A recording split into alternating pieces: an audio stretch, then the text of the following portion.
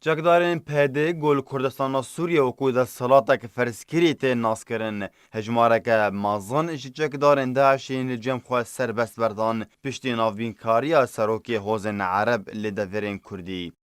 Li gorî zanyariyên arkê çekdarên PD sed û du endamên Daişê yên girtî li cem wan serbest berdan piştî navbînkariya serokên hozên Erebên deverê ji bo serbest berdana dîlên li cem PD.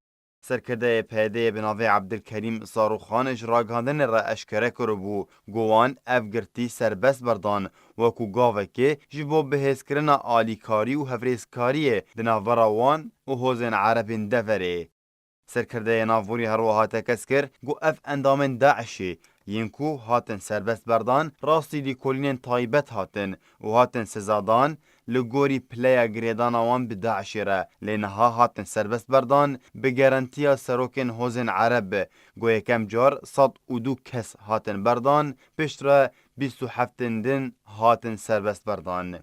Têzanîn got ev ne careyekê ye got çekdarên PD endam û çekdarên Daişê li Kurdistana Sûriye serbest berdidin got PD her dem û demekê biriya serokên hozên Ereb yên deverê çekdarên Daişê û endamên wê serbest berdide. Ev serbestberdana girtiyên Daişê yên ku li cem PDyê tên di demekê de û hîn bidahan serkirdeyên Encumena Niştimaniya Kurd li Sûriyê di zindanên PD de ne û tu zanyarî li ser rewşa wan nîne.